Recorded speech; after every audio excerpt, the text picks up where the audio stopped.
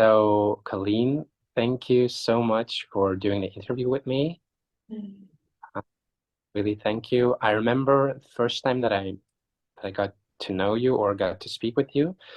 It was in regard to the inner dance training with Serena. Oh yeah. So, how has that been for you? The process kind of after inner dance. Yeah, Yeah, the training towards? yeah. I think when I look back at that training, it was really good at the time that I took it because I was starting to really offer energy work on my own then. And it was good to have Serena in my corner. I feel like to be like, whoa, although she didn't necessarily maybe understand and do the things that I was doing, it was like someone to talk to and someone to have this accountability with when I was kind of going through my process. And I think that since that training was online, it was really helpful for me to um, get comfortable working online. That's actually the reason I took it is because they're like, we're doing this energy work training online. And I was like, I want to start doing it online, but I needed that confidence boost. So it was a playground as well to explore what I was trying to do online. I found that now I think it's probably been like 8 months since that training. There's a different level of understanding of the non-doership that's a big part of inner dance. And I think that it's hard to really understand non-doership until you go through the doership. Like, I couldn't have got it until way later down the line. I think non-doership is like really is something that has to sink in with time. So at that time, I was like, they don't actually teach a lot of energy work and inner dance. They just teach non-doership. And then when you're really trying to learn energy work, you're like, what the heck? Like, I'm trying to learn how to do this. And I understand now many layers of what they were teaching then. And I feel Serena is so intuitive and she also can just give you these like wow answers to things and like so profound things, but she's so, I feel like childlike and innocent in nature. And I think those really are some the words that's coming, some qualities of like a true mastery, right? That she can have play both ends of that field so effortlessly that it's just her nature. So I really admire her for that. Okay, thank you. Was there something about the training, like the frameworks and everything that was shared that was like new or surprising to you? Hmm. I think that maybe what was helpful for me, and I think what's helpful, although I had already learned it before, is they lay out a really good framework for facilitation.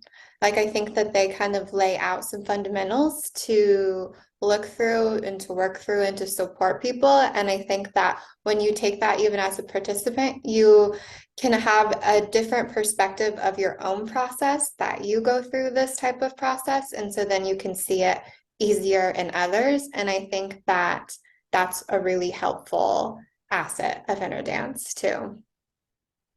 Thanks for sharing. So, if you now turn around and you see everything you've been through your whole life, what, where do you come from? What was it like for you to growing up in your surroundings? What's your background? Oh, okay. Um, yeah, so I am from like very like agriculture, redneck, small town Indiana. So, out of the United States, I live in the middle, and it's like all of the culture and the progressiveness, it gets to the middle last. So I feel like I lived in a place that was quite behind on a lot of just a lot of progressiveness where you go to Europe, it's super progressive. Um, yeah, and I never really felt like I fit in. I never really felt a part of my community.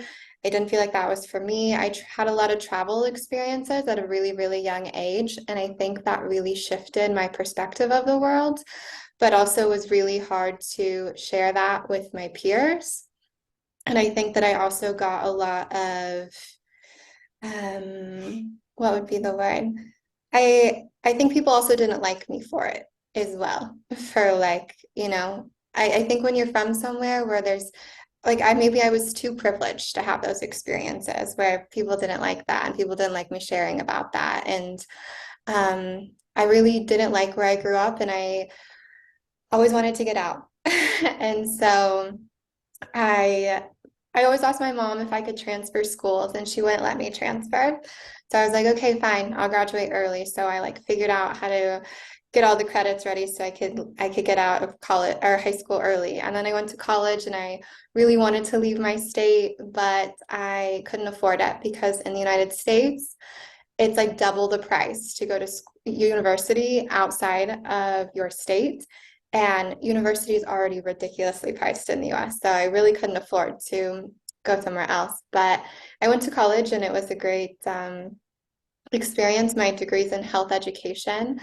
And I guess this is also kind of a piece of my story. So, yeah, my degree's in health education because and through that growing up time, my favorite thing was yoga. I loved yoga and I love fashion and I love traveling and I love design. And like, I mean, no one in where I'm from was like into those things when I was into them.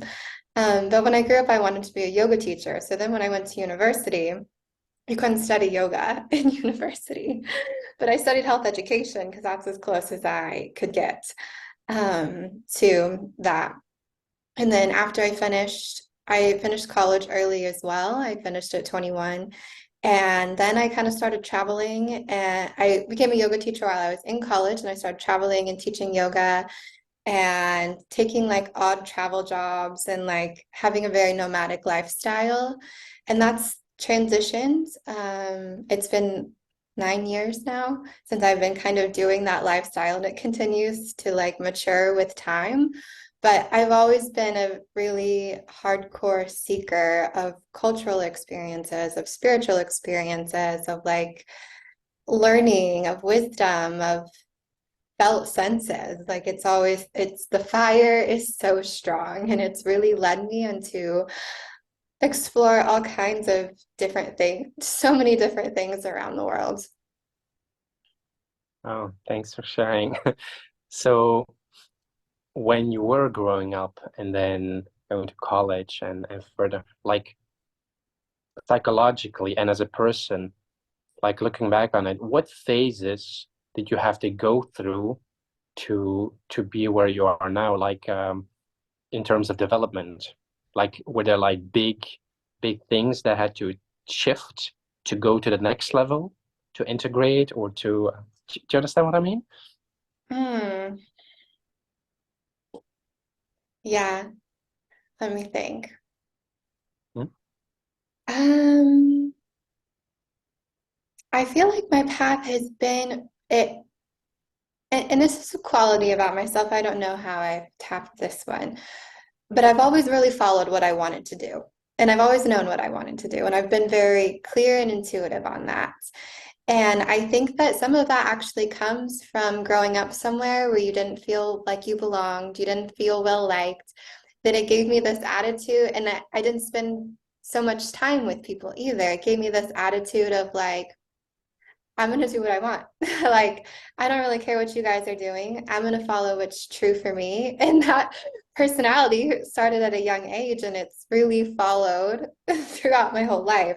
So I think that there's also been, yeah, this like quality of that to my personality that's like, well, I'm gonna keep following it. I'm gonna do what I feel is best for me. And I think I feel less social pressure from other people in that way. But I think that also comes from not feeling like I fit in, being bullied, like not feeling like I belonged. I was like, okay, well, let me swing the pendulum the other way, and I'm just gonna kind of follow the journey of what I want. But um, yeah, I feel like that.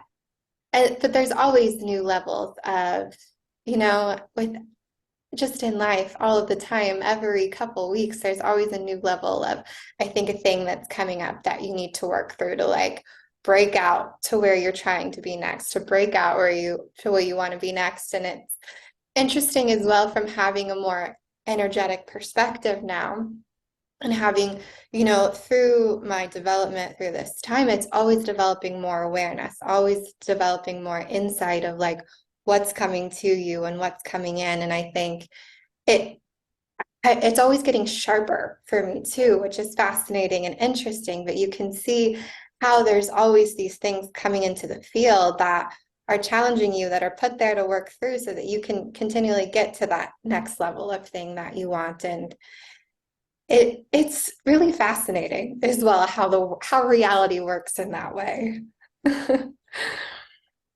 Be very unpredictable. Yeah. So from making those shifts, from living there, student, traveling, all of that, like which shift was the hardest for you?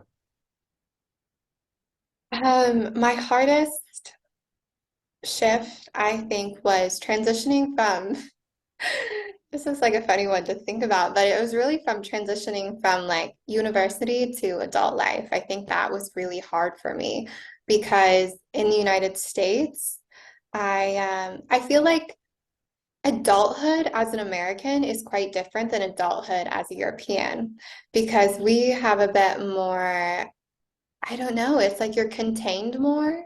Like, and you're not actually asked to be an adult in these ways. And then you get to be 21 or 22 and you're like, I'm out of school. And now I have, wow, all of this reality. And I also don't have the maturity to act in adult situations that most adults have. And then I think of like my first year of adulthood. It's funny that I'm speaking about this now and it's coming through because my first years of adulthood were also spent in Belgium, which is where you're from. So I'm feeling that experience of like, wow. Then it was like I lived in Belgium and I was trying to figure out how to be an adult at that time. Like, and it was very strange because it was not my culture. And also, people who were around my age had just lived a very different life. And also, I feel like there's a maturity that with Europeans that's quite different, where they're drinking at earlier age, like they have this more of allowance and freedom, and there's a more openness to the culture. Where American, there's a lot more repression and containment. So they already had this different level of development that I was trying to figure out. So I think that that was a really hard time for me because it was like the hit of adulthood and then doing it in a foreign country.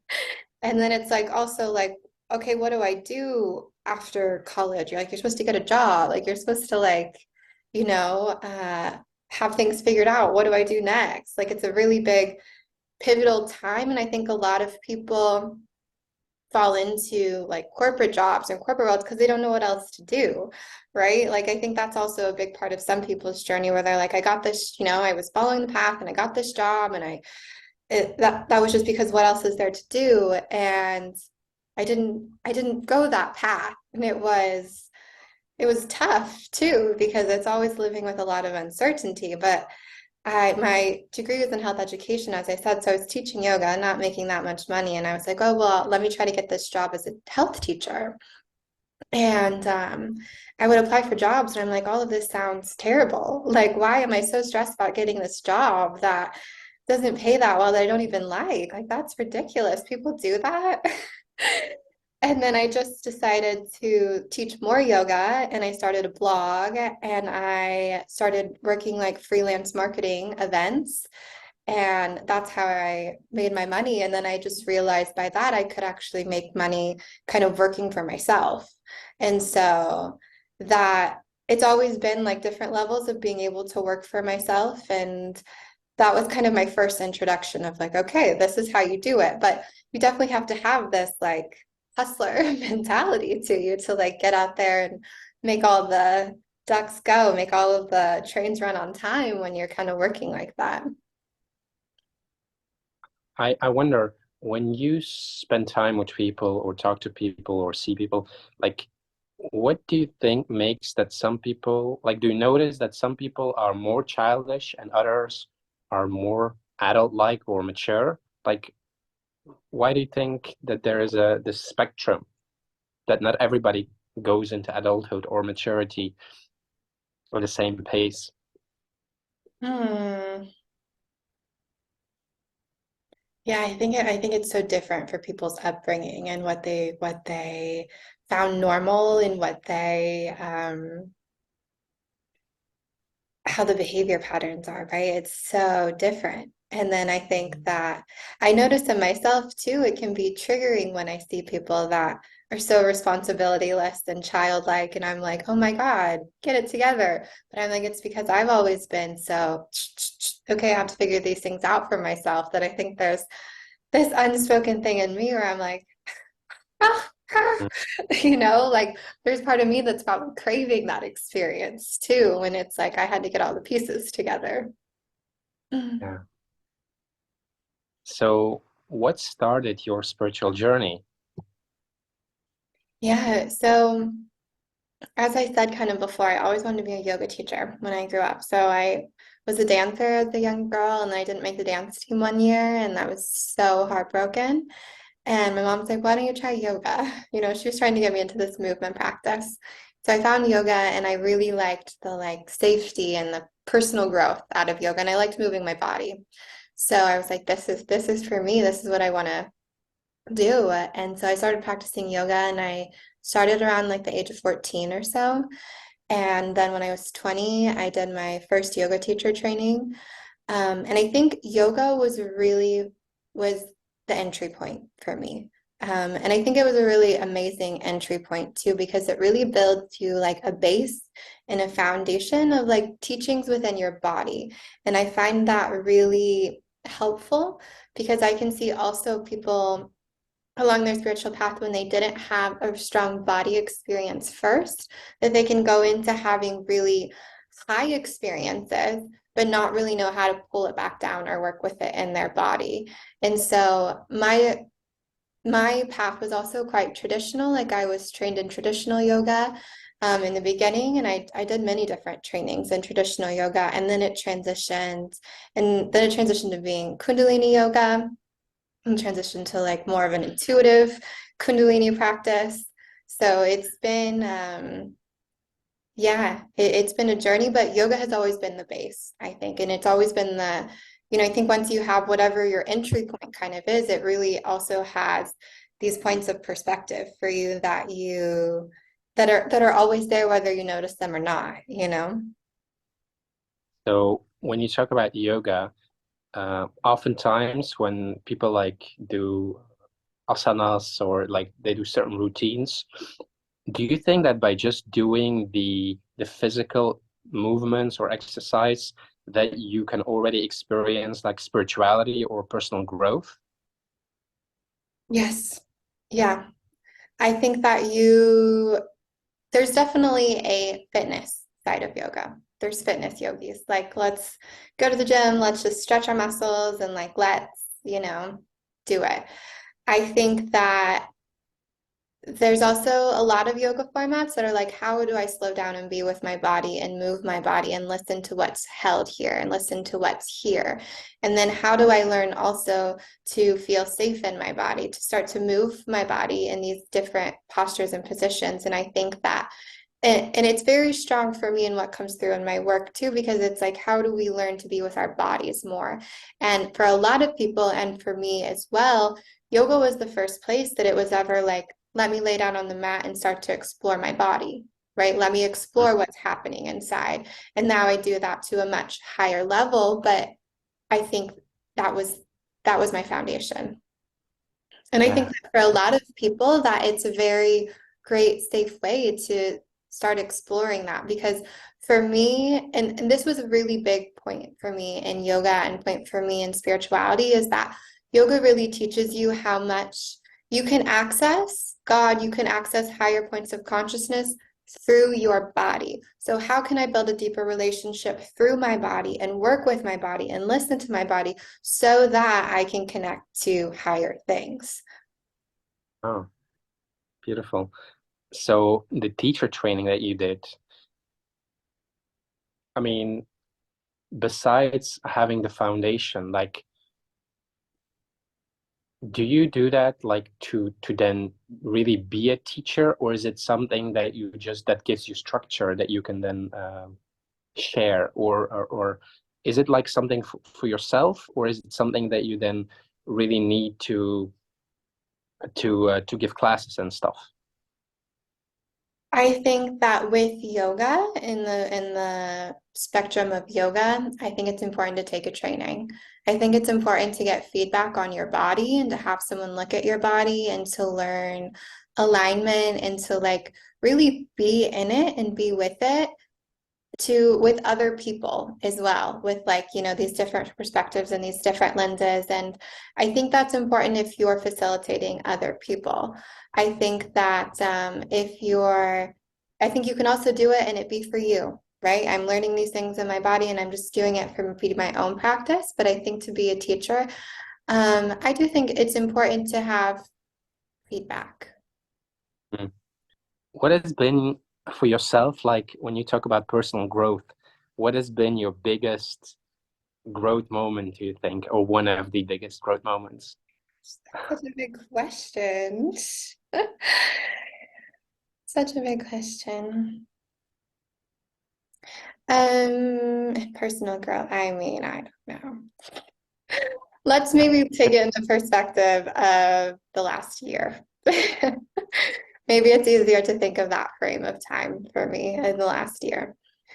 So it is, and it's a big year for me. It's been a big year in that. I think the biggest thing I've learned in the last year is trust. I think more and more and more through energy work, I've learned how to be in more allowance and how to be in more trust all of the time. And that was really hard for me because as I said, I grew up fast and I had a lot of control and I like had to make all the things happen. So then just to be like, okay, let me lean out, let me lean out, let me lean out, let me lean out. You're like, I'm leaning out. And then energy works like, are you leaning out? Come on, lean out more.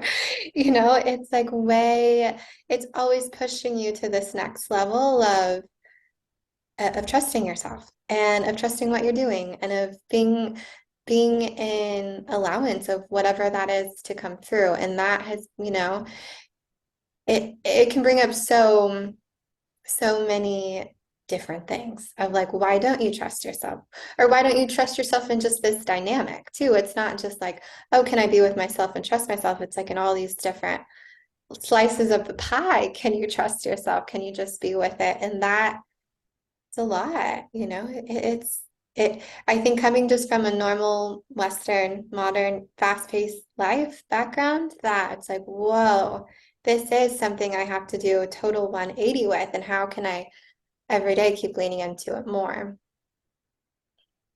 Did you have like any other passions in your life or still have? Um, yeah, well, other than Kundalini, my passions are, yeah, I love creativity, like creative direction. So I like love styling and modeling and like laying out things and putting them together. Like that's always been really fun for me. And whatever dynamic that creative expression can come through, whether that's in design, photography, making layouts of things. I love doing that. I also have found I really like belly dance as well. It's something I like found this year that also has a Kundalini relationship too, I feel like. And I like marketing. Like I like working online as well. I found that it's really good balance for me with doing energy work to like also marketing is a very fun way to express yourself, to educate people, to like dance. It's like a dance as well. Like you're like, oh, what's landing? What do people like? How am I speaking? Like, I think that's quite fun. I also feel like this is a great place in my life where all of my passions and my hobbies are kind of things that I do for my job, which is great. And then it's also kind of like, okay, what am I going to do that's not for my job? You know, that's not for something. And I think that can be difficult for me. It's like, you know, it's a double-edged sword. It's like, oh, it's so great on this one end that it's like I get to do all of these things all the time that bring me joy and that I love. And then on the other end, it's like, okay, well, I don't want to work right now, so what do I do? You take classes or workshops for the other things as well? Yes. Yeah, I would say so. I would say always, because I think that especially in working for yourself, and working online, there's like, it's always changing. So you're kind of like always trying to keep up with what's fresh and what's modern. And like, even with technologies that you use, they're changing very quickly. So you're always kind of learning more stuff like that. And I have been trying to do more dance because dance feels like it's the one thing that's like a little bit more left field. It's a little bit more for me. But I haven't spent as much time here in Bali dancing as I would like to. Did you ever like when you invest and explore a certain aspect of your interest, did you ever get to a point where you're like, "Ah, enough classes already, or like I'm done with that? Yeah. Yeah, I feel it goes in waves where you're like, oh yeah, I want to take some classes, I want to do these things. And then I think there's other, it's good to learn, and then it's also good to be like, I'm in my flow, I know what I'm doing, I know what I like, and like let me just be with that because I think that also strengthens whatever you do when you're in kind of your own unique flow with it. But I think that for the personal connections and for the socialization, it's also nice to have this part where you're out and about and with others. Yeah, yeah, yeah. You start to almost get a sense of the community there is like this and like this and like this, and then you maybe gravitate towards that or maybe towards that. Um, yeah. Did you have any luck in romance along the way? Have I Why had not? any luck? I think luck is like, you gotta, luck can come in many different shades.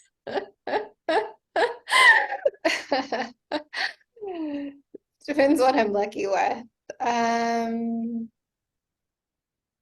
yeah, in the last like 4 or 5 years, I've had great men come into my life for a short amount of time that there's always been a very beautiful exchange. There's also been a lot of lessons, I feel like, also friction, but yeah, it's all been for the greater good of both of us, I think. Hmm. What what role does romance play in your journey or in your life? Mm,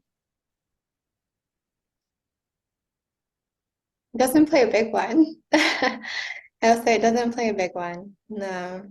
I feel I'm ready for the change of it being a bigger one, though. I'm not like, oh my gosh, that needs to happen. But I feel, you know, I have been exploring the world, exploring my gifts, exploring spirituality for 10 years, pretty much on my own. And it's a gift, right? I've spent all of this time doing this all on my own. And at the same time, it's like, well, now it's not as sexy to do it on your own. I learned all the things that you do by traveling and putting a business together and blah, blah, blah. Like, even with, like, I'm thinking about moving, I'm like, oh, it'd be nice if there was another, maybe a partner to move with, although that could complicate things. I could see it's like, and I've been on so many trips in so many different places. I'm like, well, it could be nice to go with someone now. I've done it on my own. But Yeah. yeah, I feel that yeah, a new person hasn't walked in yet. Hasn't walked in the door yet. What is like, if you want to share, what is like the hardest thing about romantic relationships for you, from your Um, perspective?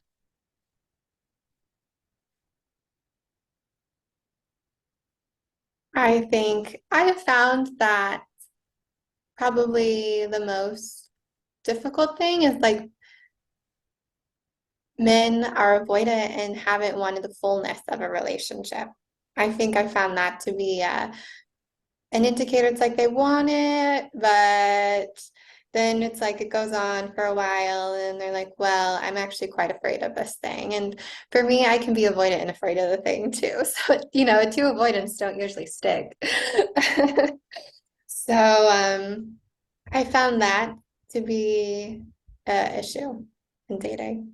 And I know not all Do you, men are like that. I don't have that belief, but my experience has also I tend to attract these ones. do you then mean that it goes well to a certain point, but when it's time to go deeper or explore deeper layers or become more serious or more sincere, that it's then when they're not willing. You Yeah. mean that? Or hmm, Yeah. So it can go on for hmm. 3 to 6 months, 3 to 5 months, something like that. And then when it's like, okay, what are we doing here? It's usually like, all right, well, I'm not fully in. So, Uh, what has been like your primary relationship in your life? Like who is it with? Like yourself, your parents, with a friend, with God, with I don't know. it's definitely with myself. Totally. I think it's hard, my relationship. What'd you say? Self? With myself, and you cut out both times. And besides yourself, so let's say you okay, it's with yourself, and then the next one. Mm, I would say that it changes. I think that I find frequently since I've lived in a lot of different communities, and I also have changed. I have a quick growth rate. I feel like, I've lived in places that are really supportive for my growth. I've lived in Asia for almost 5 years. I've lived in different communities here, and I've done so much spiritual work that I think that things change very quick. So there's a few people that have consistently been on that ride with me, but it's also kind of hard to find people that can meet you at different phases of Yeah. yourself and different phases of your life. Come on, I thought you were gonna say Kundalini. Oh yeah, that would be a better answer. Yeah, that would be my second relationship for sure. Totally. Mm. When you first go into spirituality, in the beginning, there can be a lot of discovery and growth and excitement, but there is a point, a threshold point, where you're so deeply in that, in a way, you cannot go back anymore, and it becomes, I don't want to say serious, but it becomes very um, important to really surrender to it or really go even deeper. Do you understand what I mean? Mhm. Yeah, I feel like I haven't had that feeling as much as other people because again, I've kind of been following the thread my whole life. So it was never a big, oh, I have to give this up. Oh, I have to change this thing. Oh, I can't hang out with these people anymore. Oh, I have to give up this. Like the thread has it's always been there for me. So even since I was a teenager, I've been kind of following the thing, and there's obviously been such an upgrade that's continued to happen with time, but there was never a time where I feel like I was in the wrong direction with it, or I Hmm. wasn't fully allowing that. I mean, I think that maybe sometimes I actually can think of maybe like with parents. I think with parents it could be difficult. That was difficult.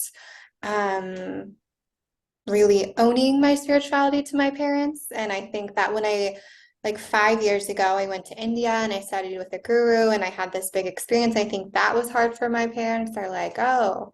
And then I mean, my parents, I'm sure they see the things that I do online and they're like I remember, this is funny. This is really funny. 9 years ago when I was in my yoga training, I did a Reiki training and I never really practiced Reiki. I just did the training, right? And I was like telling my dad like about how energy was like moving in the space a little bit. And I mean, my awareness of that was so small, right? Of what was actually happening, but just like excited about this energetic experience. And I remember my dad telling my mom and sister, like, oh, she's getting a little far out. Like, we need to watch her. And now I just think of like, whoa, now the things that I'm doing, I don't know how my dad takes it. But I also feel like our relationship it's been going on for a long time, right? It's gotten way more maybe open and wild as well. With New York with Kundalini, it gets way more open and wild, like it's way more out there. But I've been warming them up to it for a long time, so it's not like something so new either. So in your journey then, was there a point where it went from being into it to almost serious like, where I want to say like this devotional aspect almost came in, or this awareness of the divine, or the sacredness of it, of like, whoa, this is so much more than you thought about it. Hmm.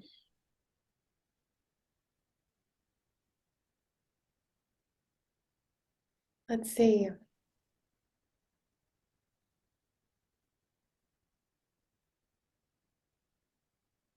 I can't think of any points because I think that there's been a natural progression to it where it's like I've been warmed up to it a bit more, where it's like, yeah, there was these big whoa moments, but I mean, I can remember when I first saw a Kundalini video of the body moving in crazy ways, like that wasn't like this, oh, there's something spiritual, there's something sacred, but there was a moment Yeah. that I had that was very like, whoa, when I started to see energy move. Like that was crazy.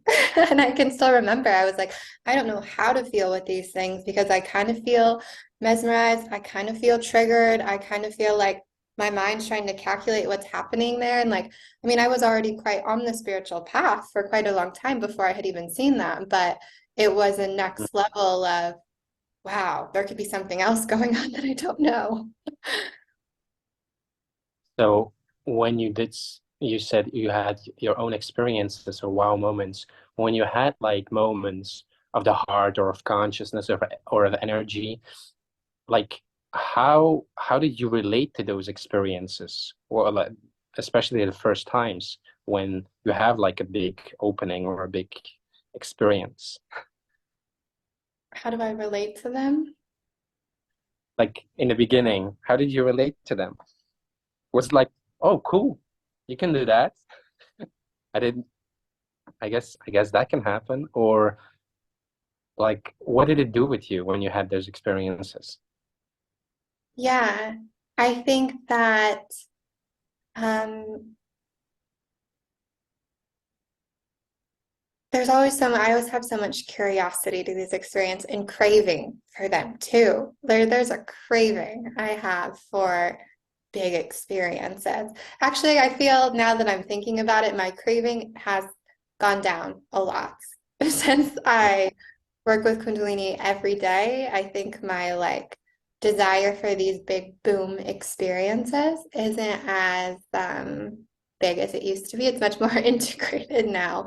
But I mean, I was always very curious about psychedelics, plant medicines, like those type of whoa experiences. I was always like, I want to try it. I want to work on myself. I want to feel it. I want more. Like I'm such a deep feeler and curious girl that I was always chasing something. And I feel there's not as much chase as I used to have. I can think of one, yeah. And I've always been a really good caretaker as well of myself. And I think that probably comes from just the self-responsibility I maybe have always felt, but I've always been like, okay, let's do this with a little bit more care and responsibility to what I'm getting into, but I got to get into it too. So I've been kind of slow, I guess, in sense of like, let me decide if this is really a good decision before I take a blast off moment. Um, but yeah, I had some big plant medicine ceremonies that it took me months to like really understand what was happening or understand what was coming through.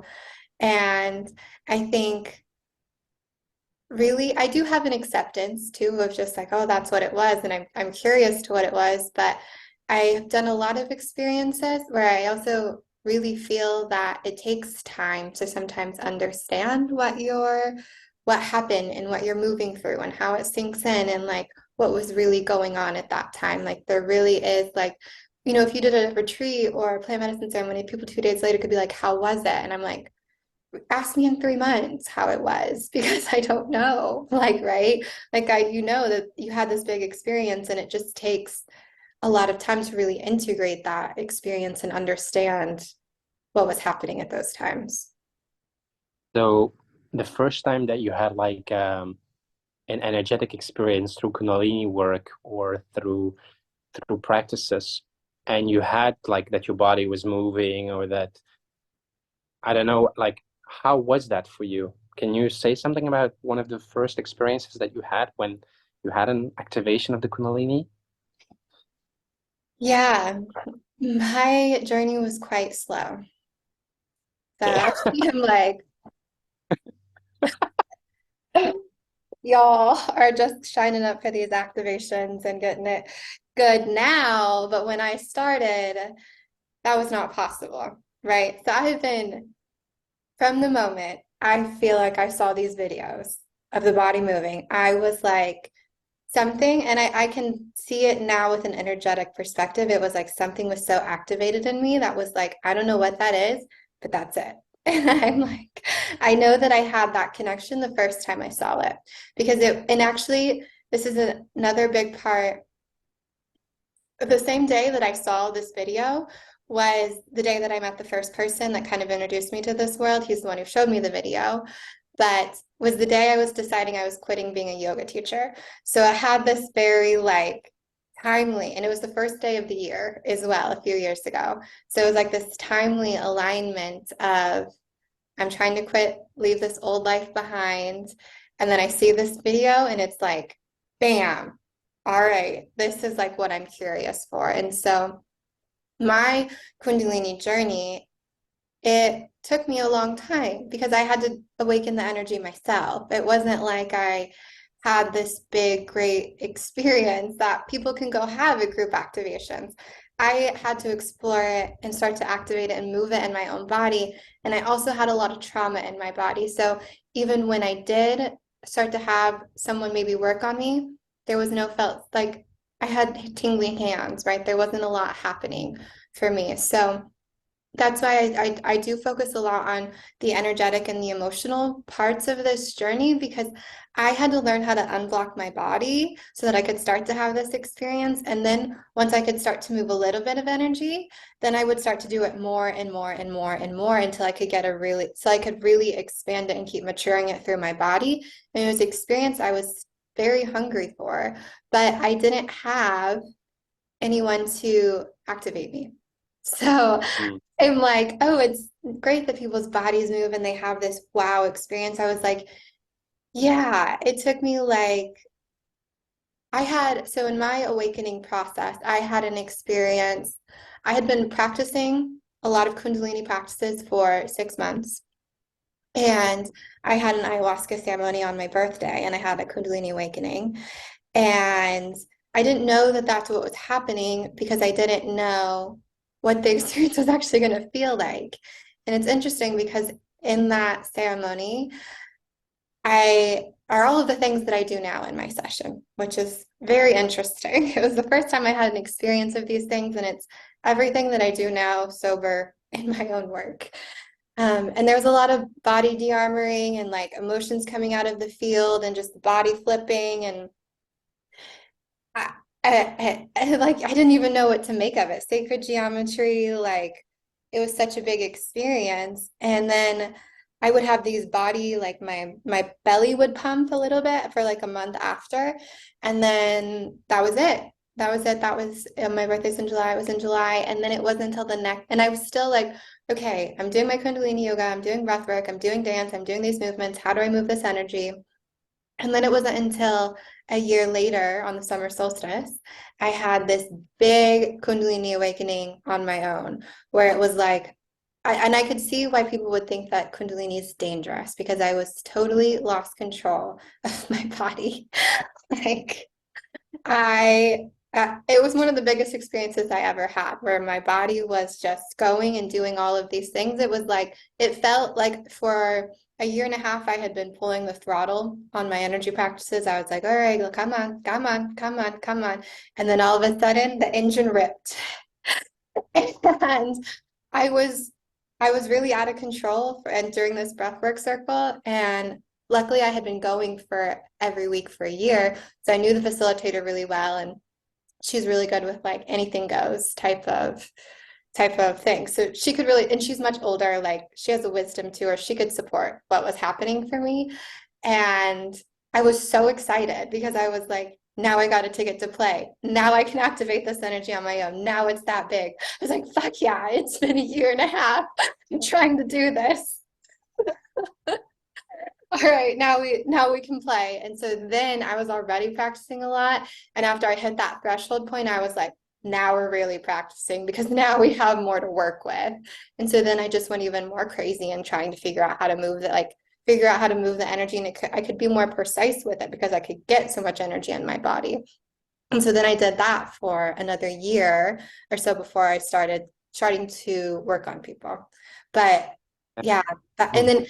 then see, this has been like, it's been 3.5 years now. So 3.5 years ago when I started, when I had that moment of, oh my God, I want to do this, it wasn't so popular. And there wasn't so many outlets I could find also for people doing this type of thing, or yeah, of having mentors or having people also into this, or and yeah, it was just really difficult to find support and to find people to take me on a higher level with it. It was really like, all right, I have this, my friends thought I was crazy. They're like, she's into this crazy thing that she can't live without. She's showing up for all of the time, but we don't get it. And now it's like way more cool. People are like, yeah, it's awesome. Like, let's do these things. But yeah. So somebody else who might have had the same experiences like you in the beginning might have maybe had the thought of like, oh, I'm not responsive to it. This is not my thing. Why do you think that you had like this thing of like, did you really want to go to it to get to that stage where you have these experiences? Or I mean, were you patiently with it? Did you have trust? Or Yeah, I found that my practices really started to change my reality. So I definitely wanted the energetic big experiences. But I could see that I became a Kundalini yoga teacher too quite quickly after I had gotten into it. And I could find that how much this practice was changing my reality and changing my body. And so that also kept me very tied to the journey where, yes, I had a goal. Yes, I wanted more, I wanted more, I wanted more. But I also was getting feedback really quickly that everything I doing was changing. So it didn't feel like, oh, we're just doing all this work to get somewhere. It really was very much things shift quickly when you start when you even start moving energy. And it was a really great top up of my yoga practice I already had too, because it was like also I had already been in the yoga world for quite some time, so I was like, okay, this is giving me a new perspective to what I had already been doing, which I also was really curious about. so how long do you think you spent like just de-armoring the body and working through the layers of trauma and pain in the body? I feel like I'm still working through it now. It's a never-ending process, right? Like, I feel that um, it's not talked about enough in Kundalini as well. How to start to, and I have, yeah, this perspective where I think that there's a lot that you can do with the energy to help unlock and unblock these things in your system. And a lot of people that don't really know how to work with it. That's another huge piece that I see in the Kundalini world today. We can Mhm. channel the energy and we can lay back and we can see what happens, and that's great.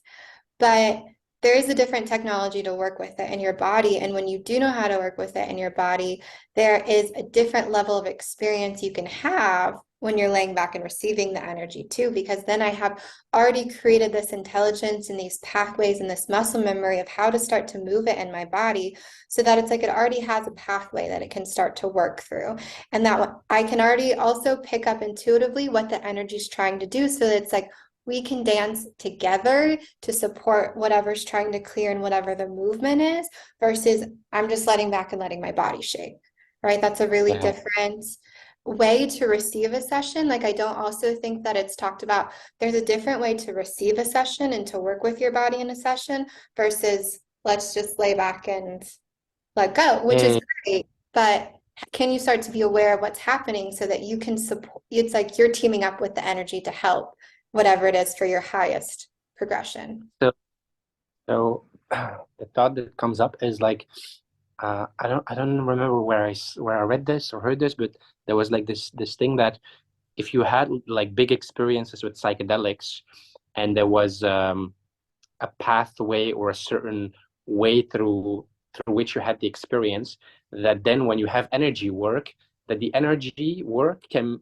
already access that way that was open through the psychedelic work. And I wonder then, if you talk about guided conscious guided practices to allow people to consciously work on the body or certain emotions or breathing or these kind of things, and you say like we're opening pathways, is it then like you're you're already preparing the person consciously to then allow the body to not just wait for anything to happen, but to already have those channels or way of operating be open to be activated and go deeper into them, Yeah. something like that? Yeah. I find that's Mhm. very true. And in a lot of yogic philosophy, a lot of these yogic teachings, which Shaktipat is also a part of, you had to have a minimum of 5 years in a solid yoga practice before you could even start practicing moving energy, before you could even start to work with it in a Shaktipat way, and even just a Kundalini yoga way, that there was already something to be built. And it's like a maturity to be built in your body before you started working with energy. So what kind of things do you recommend people? I think Kundalini is yoga is helpful to start to learn really about your energy system and a little bit more management of your energy system. I think that if you have really big, it helps to do it before too, see, because now I'm at a level where I can't do so much Kundalini yoga. My Shakti is too big. I do breath of fire twice, 2 seconds. There's the energy. It's here. So I I can do a Kundalini yoga class, and I think that it's sometimes good for me to manage control of my energy. It's like, okay, let's try this. But now the energy is so big that it's hard to develop those pathways now, right? It's hard to Mhm. develop that knowing now. And it does, I think that there's ways that your body can, your what's coming through right now is even like an intimacy or in other tantric practices. Once you already have developed a tantric body, then you start running Kundalini through it. And then the body will start to go into these different intuitive things that it already knows how to do. But it's like you kind of have already given it some framework. And then when you run the energy through, then it can get juicier. Then it can actually do, it's like it's got the gas. Like you have the engine and now Kundalini runs through and it's got the gas to really do the thing. Mhm. So this whole journey, what is it about for you? Um, I think it's always about personal growth, personal development. That's why I got into yoga, and I think that's why I love Kundalini. Like I was doing a lot of healing work before, like traveling, trying a bunch of different things, and I was like, wow, this Kundalini stuff, it really starts to wipe the slate clean, and it's always like more wiping the slate clean. And I think also then it's now also connecting to higher states of consciousness and starting to build that more divine connection all of the time is what it feels like it's more about for me. Like it's always like, how can we keep cleaning, and then make our connection even stronger? And where is it leading to, do you think? Where is it leading? Um, I don't know where it's leading. I don't have a goal with where it's leading me. I don't have a goal.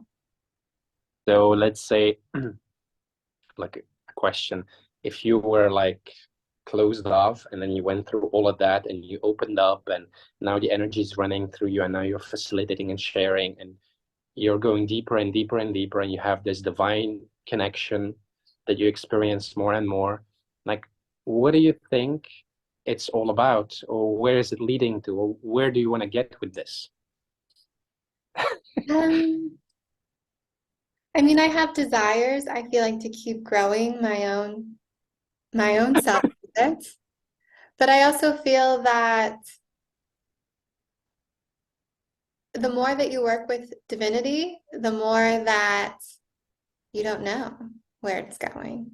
The more Mm, that I'm more in a receptive state of how am I being used to do this work? How am I being used to do these things? And I think that also takes a lot of, I mean, when you have so many higher dimensional energy starting to work through you, it's a little bit more like, well, I think that I know that for me, it feels like this is what I was supposed to be doing. And I've gotten so many hits along the way. Even when I first started yoga, I knew that I was going to be in Kundalini. Gotten so many hits along the way that this is supposed to be the journey and I don't know where it's going.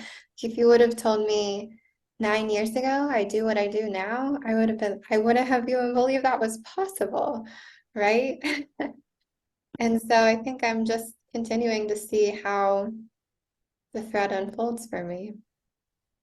well, would it be right to say that in the beginning you're more pushing and going and trying and doing, and then towards the later, or towards where you're now, it's more receiving and being open to what moves you, and that it's qualitatively different? Yeah, there's a different texture to I think what I find with it now. And I think that I also am a little bit less like concerned with what's the result going to be. I don't know what the result's going to be. I just am here and I am showing up today. I feel like the way that's best for me to show up. Mm. But like, do you have like a goal that you want to embody the higher self or become enlightened or some things like that? Mm. I mean, when I see those, I'm like, that doesn't feel like, oh, that's the goal. I think that I don't know why it's a hard question as well. I'm like, what's the goal here? Someone who's so goal oriented. Stumped on this one. Yeah, I don't know what the goal of it is. I mean, I don't know where it's But going. All right. So, do I want to be enlightened? yeah, or embody the higher self. Do I want to be enlightened? Okay. Well, I what's coming up for me right now is I was just in some Shaktipat circles where they are full throttle going to enlightenment. That is the main goal. And I have seen up close and personal, and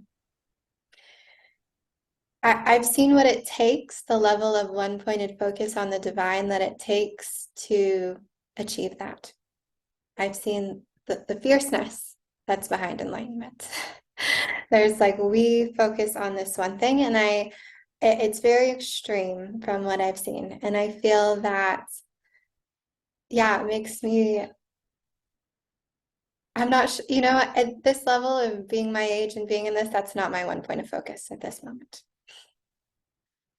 But I've seen people who are one point. Okay, so my last question was, Yeah. do you want to be enlightened or embody the higher self? Yes. Mhm. Um, yeah, but I feel that,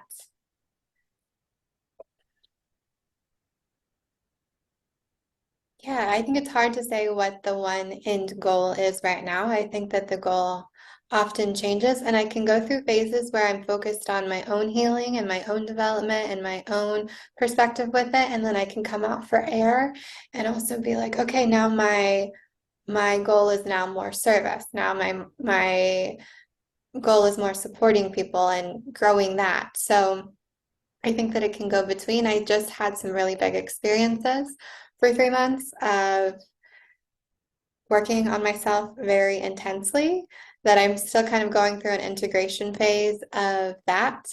And now I feel maybe there's even a little bit shut downness of I'm trying to process a lot of my own work and my own path that just happened to me. So I am more now like, okay, in this moment, I'm like, let's just focus on serving other people for right now. Let me take the reins off what I've been doing for a while, and that's more of kind of where my head's at with it. Mm. So why do you do what you do now? Why specifically this? Mm. Yeah, I think for me, it's been the most freeing and liberating thing that I've ever done. And that if I can have people start to have those experiences too, that's why I do it. Like it has been the ultimate healing, the ultimate transformation, and just also this ultimate blossoming into myself that I feel like I'm continually blossoming more into who I am. And for me, that's such a beautiful, it's like one of the best feelings. I think it's a feeling I've always craved more than anything, is that true, like I feel like I can shine through in myself, and that's also what I want to give to people. What do you see, or what do you think is like the biggest thing holding people back From Kundalini or just from, in life? mm.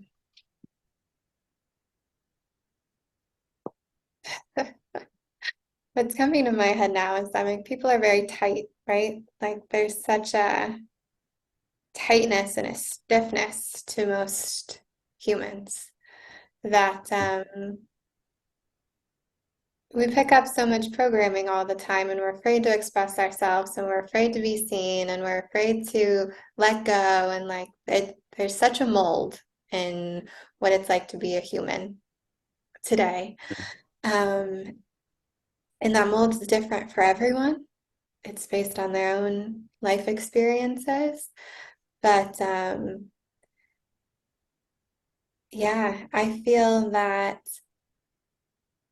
I see a lot of control holding people back, a lot of like, I think the world's quite masculine in a way where it's so confined to we have to act this way and be this way and follow this pathway, that overall is probably what holds people back the most. Mm.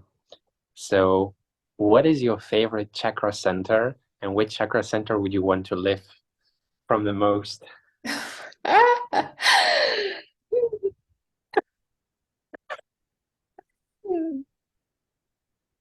I mean, what's coming is the third eye. I think the third eye is Mm. the most, yeah, I like I love like the intuitiveness and the psychicness and the like mystery that comes with the third eye. Um, yeah, I have my heart is one of the my heart and throat are some of the most difficult ones for me. Um, yeah, the crown, I feel like sometimes scared of the crown almost. The crown's the biggest one, I feel like. It's like the most is the crown that people need to have a little bit of reverence for messing with that chakra. Um, yeah, but yeah, I think the third eye. So do you feel like you're still stuck somewhere in your life? Are you still stuck somewhere? Yeah, there's always layers of stuckness. Always, Really? always, always layers of stuckness. Yeah. Mm. Um, I think one of the big things, one of the biggest pains in my body, one of my biggest journeys for me is working on the throat and like really owning your expression, owning your power, owning your voice, owning that you're worthy to say the things that you're supposed to say, to command in that way. I think that has been my biggest journey, and it's the part of my body that is the most difficult for me. that I've spent so many years healing, and it still changes, but it's not there yet. It still needs attention. Hmm. Do you have like a vision that you want to create in the world or share with the world? Um, I feel like right now I'm very curious. I feel very pulled towards creating more like Kundalini education programs. So I think that's kind of really an embodiment of what a lot of my experiences have been and also what my skill set and gifts are, is to create something like that. But I really want to create something that's wholesome, to learning people, having people to learn to work within their bodies and to learn how to work with the energy more. Like I think that you definitely learn the most through experience, for sure, right? But like let's learn some more ways that we can add more texture to our experience, and let's learn some more ways that we can start to work with the energy on our own. And I think that I don't see a lot of that out there, and I don't see a lot of ways to do that other than just maybe Kundalini yoga. And there's not, I don't feel like that's all really so encompassing of what you can learn to do with it. Hmm. Did you recently bring out a course, or because I saw some videos that you were recording, or is it already out or not? I do have a Kundalini yoga course as well. So I teach all of the fundamentals and basics to start a Kundalini yoga practice. And I think the next layer of that, and I think the next layer of my journey, and actually I'm filming videos. I have a crew coming on Sunday to film this, is I actually want to teach more intuitive and feminine Kundalini practices. So Kundalini yoga is quite masculine. It's quite a technology of like, let's find this recipe of how do we move things in our body. And I learned so much from that. But then I also learned from my own body and learning to explore my body more. And I feel that there's not a lot out there on like intuitive movement, on intuitive expression, on learning how to breathe, learning how to direct energy. I haven't seen a format like that of any type. And I think that you can really strengthen your own practice from something like that. And that's what's been my journey of opening up this energy, is that. So that's kind of what I want to teach more on. Hmm. What do you desire most in life? Like most of all, deeply in your heart, what do you desire most? I feel like the answer has been growth. And I feel like I'm almost maybe getting burnt out on the growth. Should I have a new desire? This is exhausting. Yeah, Growth where? I think in personal my personal development and growth, that's always been such the driver for all of my life experiences. Um, yeah, but I'm feeling like, okay, I've grown, I've traveled, I've seen, I've done, I've felt a lot of things, and now what's next? I don't know. But growth's still Hmm. there. But I'm like, I'm open for suggestions. Higher How, self guidance. how growth? Like, for instance, you can grow in skill, you can grow in experiences, in how good you are in them, or how deep you can go, or in how integrous you are, or the choices that you make, or how strongly you set your boundaries. You can grow in so many things. Like, what area specifically do you wish to really grow in? Like having transcendent experiences, or easily activating others, or I don't know. Hmm. It's changing all the time, right? It's changing all the time. And I can also see in my journey when it's like, yeah, like I really wanted to grow through cultural experiences. So I traveled a lot and then that got like boring. And then I feel like I really wanted to grow through like transcendental experiences and psychedelic experiences. And I feel like I've also kind of, not that I've had finished in either of those, but I've had a lot of them. So now I think that I actually would probably like to, well, way I would like my life and direction to maybe grow more of is having more grounding, having something more solid, uh, having more, yeah, foundation in my life because it's been so all of the time and I've grown so much from that, but I'm like, how can I transition and grow into, yeah, maybe something more solid than what I've been doing? Because that feels lacking.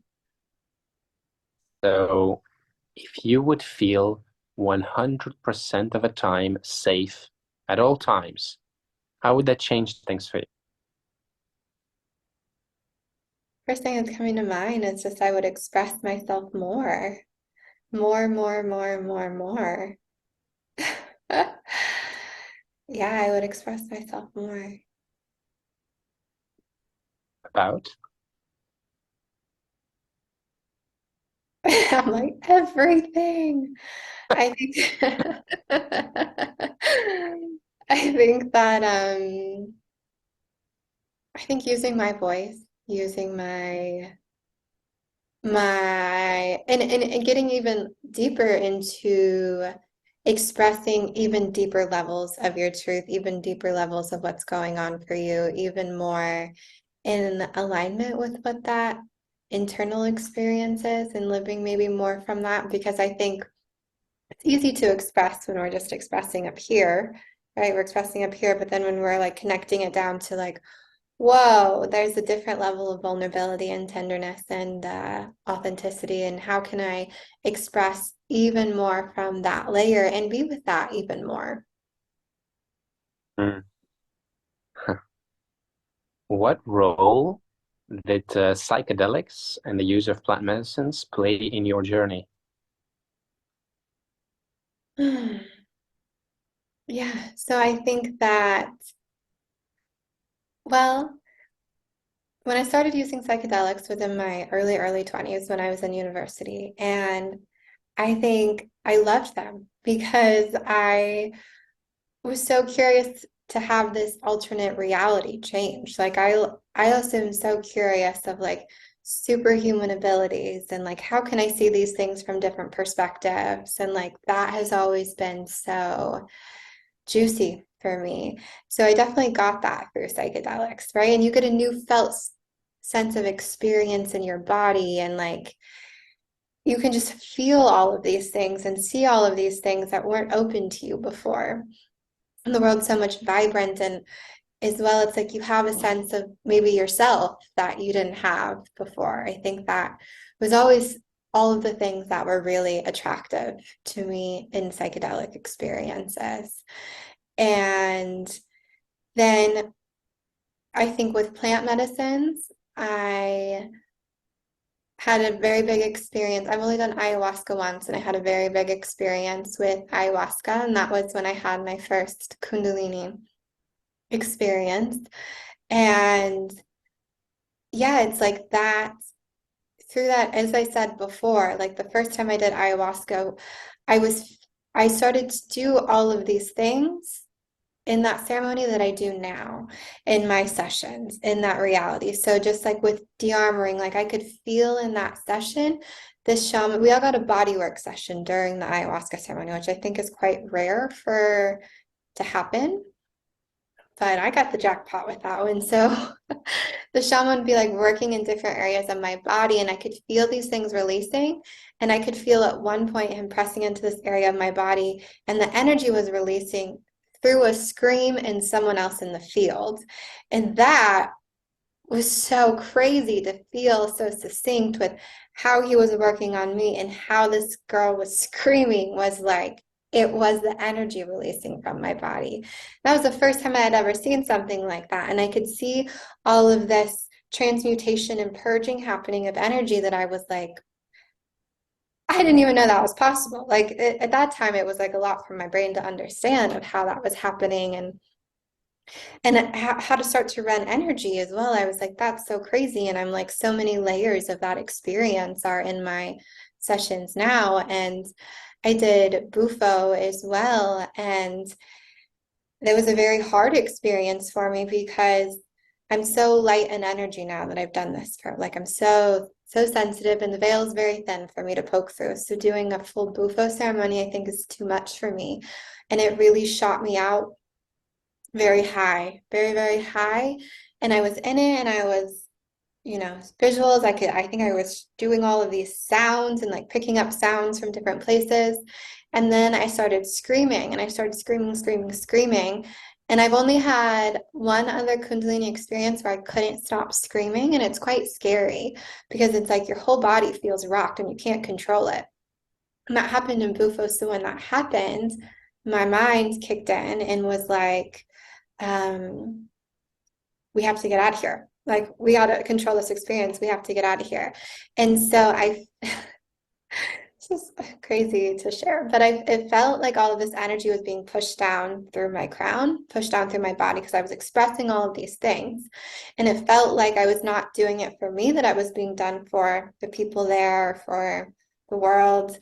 And I told it to stop. Like, I looked up and I was commanding this energy to stop using me, stop, stop, stop. And I had to be very like in power with it, really aggressive with it. And this energy stopped shooting through me. And then I was still kind of high in the DMT, like I was still shaking and still seeing things and still high. It wasn't like I was out, but I had to command myself to come back down and command myself to ground. And I was commanding the people in the space to help me come back to my body. And I it was really a big experience to digest that. But I see now what I got from that is that this level of power, that when I'm in these energetic spaces, I'm the boss. Like, I am the boss and I can own that and I can step into that. And I think that that was also a really powerful takeaway for me in my sessions, because I'm not also just, here dancing in the energy too. Like, I'm also controlling what's happening in this space. I'm not also just so I wouldn't not surrendered to it. Like, I'm holding it. I'm not surrendering to it. I'm holding it.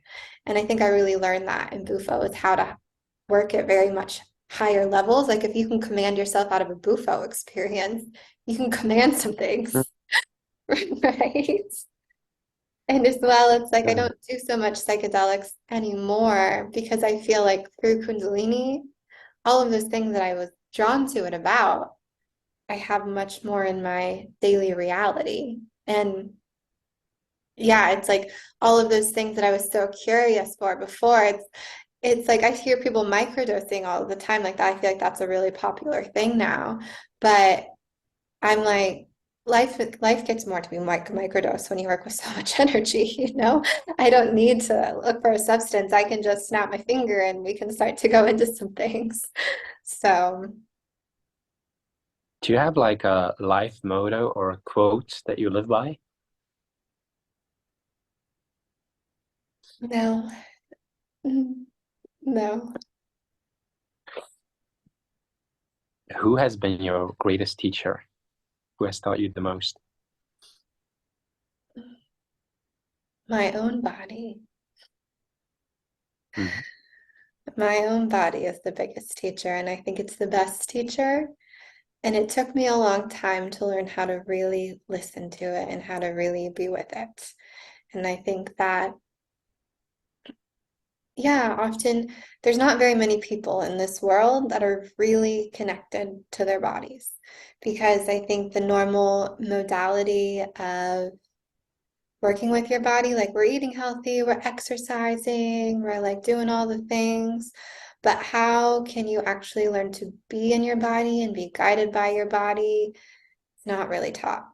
Not it, few people I even know are really here in themselves, and I think that has been my biggest teacher. Mm. So during your life, when you have really difficult times or moments, how did you manage it to go through them? Mm. I have a fierceness, a fierce quality to myself, which yeah, people sometimes don't always see because I'm quite feminine and I'm quite soft, and like yeah, I have this other really delicate part of me, and then the switch flips. And there's like a really fierce strength that I have that Yeah, I think that it comes from living through really hard childhood experiences too, where you had to be fierce. You know, you had to have to know how to navigate through things yourself, and you know how to yeah, really manage and take care of things. So I think I have this big self-trust within myself that I've always had, that I can handle it. I can handle the thing, I can do the thing, I can push through. So I think that there's self-trust is something I can always fall back on. That I'm very grateful that that was an attribute I also learned at a very young age. Um, yeah, I think that, and again, kind of listening to your body and when you need to fall back, when you need to step back and take a look at what are these things? Okay, how can I take the best care of myself and see what is needed to go forward? But it's always stepping back and having that internal check-in with who Mm. you are and where you're at. So during those most difficult moments in your life, what do you needed back then when it was hard?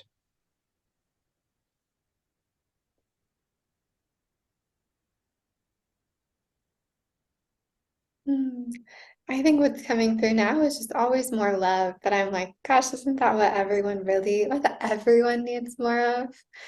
It's just more softness, to meet it with more softness, to meet it with more tenderness, to meet it with more love.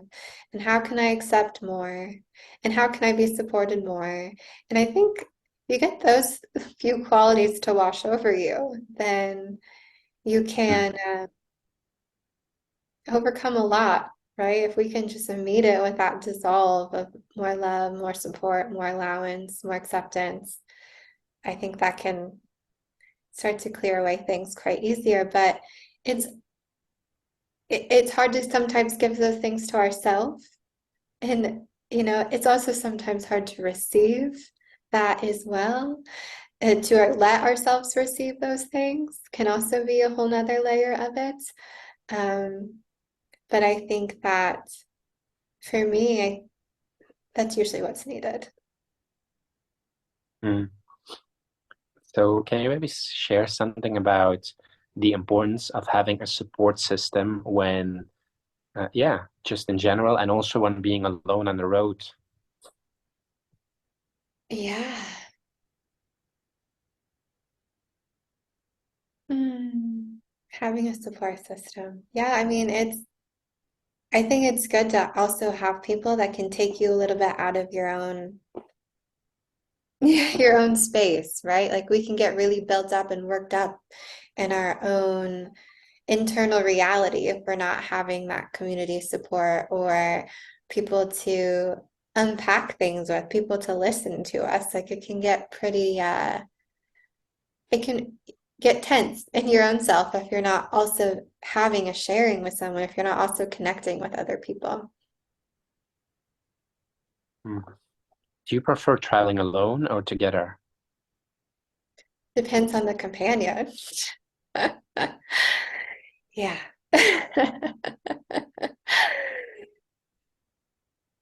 So when Kundalini is activated or it's active in your body, how does your life change or how can it change when you have an active Kundalini?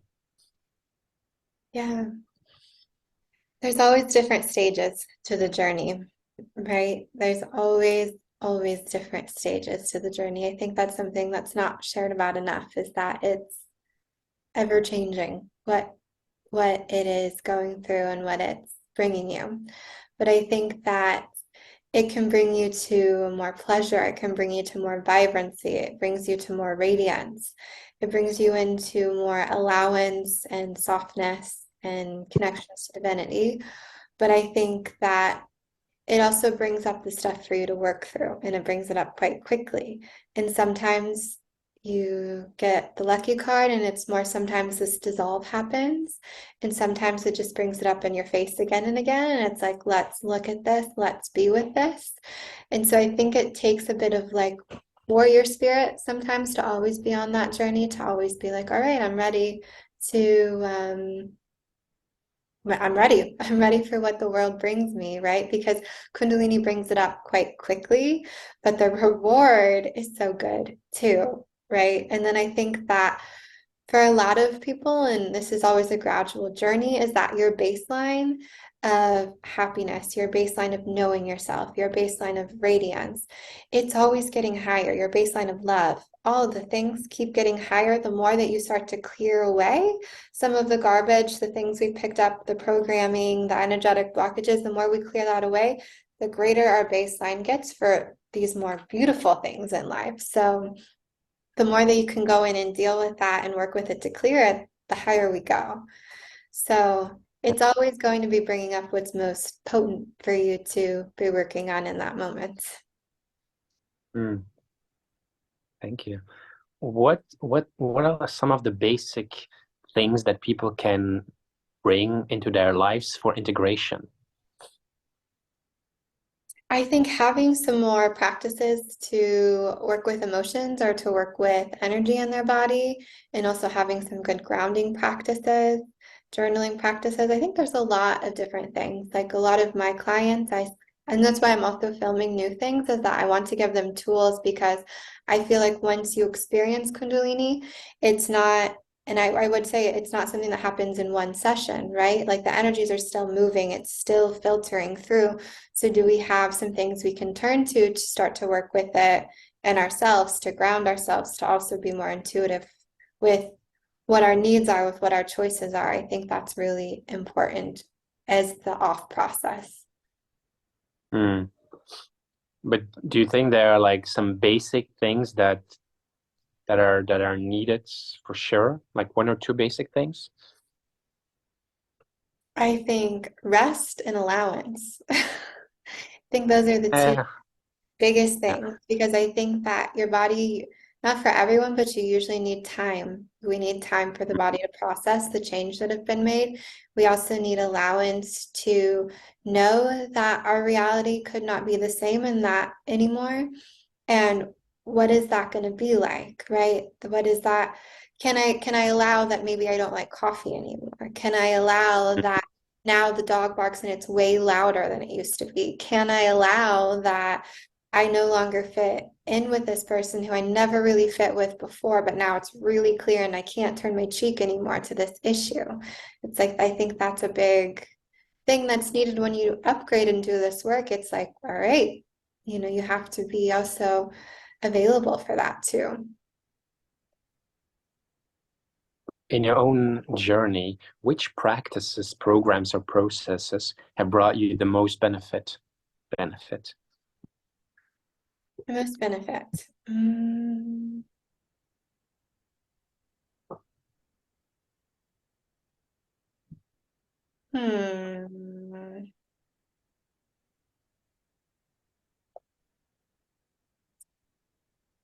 Yeah, it's hard to point to one. It's hard to point to one because I think you get tools from everything that you do. Um, I would say what my true what I have the most value from is not necessarily a training or a program. It's from the time I spent on my mat with my body and with the energy. That's where the value comes from, because there's a deep level of understanding that you get from learning how to work with your body more. And I find that you can take an energy work training, you can sign up to do so many different things with different people and learn, but you have to come back to what is true for you. And I think that's missing from a lot of people. And that you can take a training with someone and you learn some things, but maybe what they do is not really in alignment with what's natural for your body and your energy system. And, you know, you can get these different spiritual gifts and ways that you see things and intuitive knowings, but I only have those things from spending time with myself. I didn't get that from anyone else. I got that from me learning how to move energy in my body and learning to sit with it more. So I think that's been the biggest teacher for me, and it still always is the biggest teacher because I'm still learning so much. And it's interesting with Kundalini as well, because it's like once you the more that you trust it and the more that your relationship comes with it, the more things naturally happen, right? So I can start to do things, or I start to have these abilities, and it's just from practice, and it's from trust, and it's from my relationship with it. And it's fascinating things that will start to come online for me, things that'll start to open up for me that didn't I didn't get that from anyone else. I just got that as a level of maturity of energy on my body. So did you ever like need a guru in your life or someone who keeps guiding you, even if it's for a short while? Yeah, I would say I've always had someone, like someone to give me feedback, someone I could call to unpack things with, someone that gave me like a playground. I would say, yeah, a lot of my teachers, I would say more so kind of said, you should go try this. You should go do this. Like they pointed me in directions of like, all right, go see what you should do there. Go experiment with that. Come back in a month and like let's see how your body looks. Let's do it that way. And so I wouldn't be where I was if I didn't have people giving me feedback along the way. Like that I think is a very important part of my journey. And yeah, I think just even from having a strong relationship to different people who do this type of work, maybe they didn't teach me actually anything, but through sometimes that relationship, it's just that maybe it wasn't even a topic of conversation we ever had, but I think sometimes there is an information exchange or an up level that you get from being around people as well. Hmm. You may have already maybe answered this, but just wanted to ask it again. Which practices are most important in your opinion before activating your Kundalini, before having an active Kundalini, and after? Practices are, I would say, I mean, I like my journey of it. I think having a yoga practice or just having a way that you start to learn to be in your body more, because as well, it's a big thing where people can have these crazy out of body Kundalini experiences, but they're not very in their body, right? It's actually they kind of have a disembodiment and disconnection with being here. So and it's not fitness that puts you in your body. It's not mechanically like moving, learning all of these movements. It's like, how do I learn to be with this more and to live more in my body? So I think yoga can do that. I think dance can do that. I think intuitive movement can do those things, but it's like, how can we start to build a base to be here so that then when this energy comes, I am more here. I'm not in these different areas and I can handle that amount of energy here where I'm actually living. Not that the energy is like taking me off the rails and doing these things. And I think for after, I think that having grounding practices and knowing what works for you for grounding, and I think having also emotional release practices or learning how to move energy very quickly in your body is important because I think that Kundalini can also bring up it's like emotional detoxing happens. So if you're like, oh my gosh, I'm so anxious, I'm so angry, I'm so blah, blah, blah, I don't know how to work with this in my body, then it's like you're just vibrating it and living in it. So if you're not having that, okay, now I have some tools that I can use that when I start to feel this, okay, now I know what I can do to go into this to help move this energy, to move this feeling. I think that's important. Do you still have time, or I have a couple more questions, but I don't know if you have time or not. Yeah, I have time. Okay. Do you wanna stay a bit longer? Yeah, I'm good to stay. Okay. So before you were into Kundalini, what was your life about? Like, what was the red line through it? What were you seeking or looking for? Yeah, I can think I was teaching yoga. I was traveling and teaching yoga before. So I had a bunch, like right before the year before I really got into Kundalini, I went to India.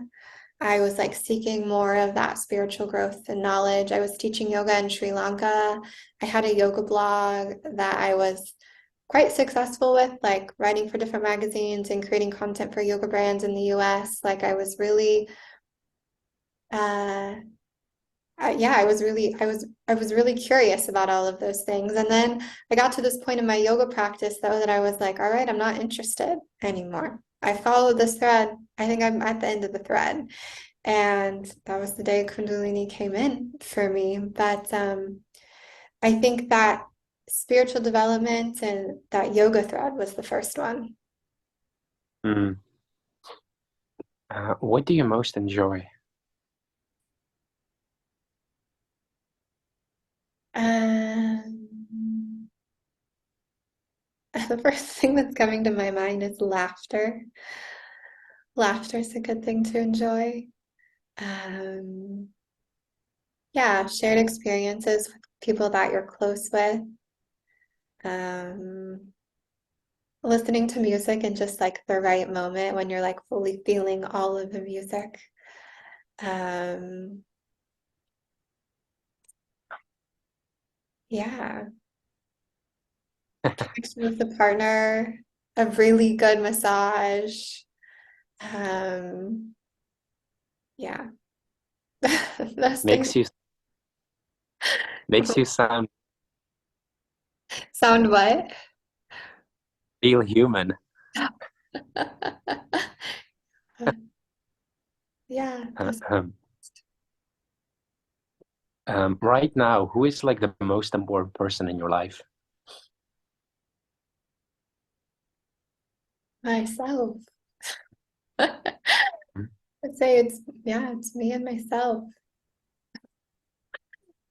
When you talk about self, so let's say we have a body and there's energy, there's memories, there are different components. What exactly do you refer to when you say self? Well, yeah, that's an interesting question because I Huh? feel the more you do work with Kundalini, the more your perception of self changes, and the more that you can start to tap into these higher levels of self, that it's like you realize yourself isn't, this is me and my personality self. You start to actually see yourself more in this third person perspective where you're like, there's so much greater to the self here. Mm. And it's an interesting experience is when you start to access those different things. Um, yeah, so when I'm talking about self, I mean, when I'm just chatting to a friend, I'm here talking about this self. But when I'm with me and sometimes I'm observing myself, I feel like I'm observing this self. I'm not actually like the self I'm in is way up here. And I think that, yeah, you get a different level of understanding when you start to work with energy, that there's many layers to it. Mm. So from the moment you were born till now, everything has been changing, right? I mean, Oh, all your experience changing. mhm. Thoughts, the self-image, the feelings, your body, all the sensations that you've had. What is the one thing that has been constant, that never changed?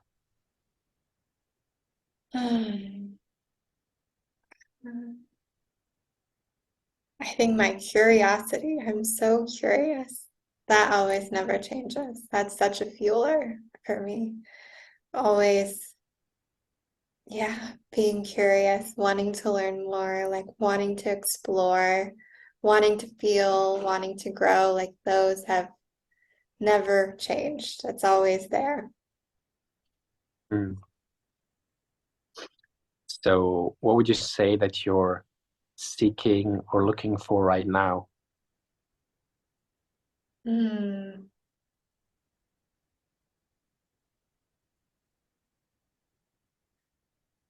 Hmm. Yeah. I feel when I'm like tuned into how I feel today, what today's present experience throws upon me, I feel a less sensation of seeking than I'm in an integration phase right now. So I think my normal driver of seeking is like, all right, let's not do that anymore. Like, let's just be a little bit more than what we have for the last couple of months, and integrate those really big experiences. But I'm seeking a house that doesn't have mold in Bali. That's like a gold mine. You can't find that around here. That's a normal human thing I'm seeking. I'm also seeking, yeah, I think growth of my brand and growth of my business. That's something I feel like I'm seeking. I'm also seeking more community and connection here in Bali. I feel like the community is very transient as well. Like I'll have a lot of friends here and then I'll have no friends here and then I'll have some friends here. So it's like it's always changing quite frequently. So that's something I'm seeking more of, and more groundedness as well, like more experience of really, I think for me, being on the earth is the most grounded thing. It's actually what pulls me down the most. And so more opportunities to like, okay, pull it back down because it's already, I can be a little bit, yeah, I'm very Vata, if you know, like the doshas in Ayurveda. Like I'm very creative and light and energetic and like, and I'm like, and then when you work with energy, and then you're even more like all the time, that having that pulled downness. And I think, yeah, being more on the earth helps me a lot. Mhm. You traveled a lot, and I wonder what's like your view on monogamy, polygamy, these kind of things. Yeah, it's always a question, isn't it? Um,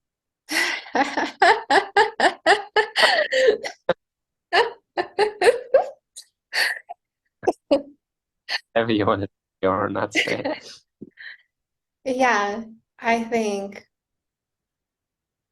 for my tender heart, does it feel that polygamy is in very much alignment? Um, I think for me, I was joking with one of my friends. I'm like, for me, it's just getting to level one. Getting one partner is like enough. Like, let me get one, or let's talk about having a couple.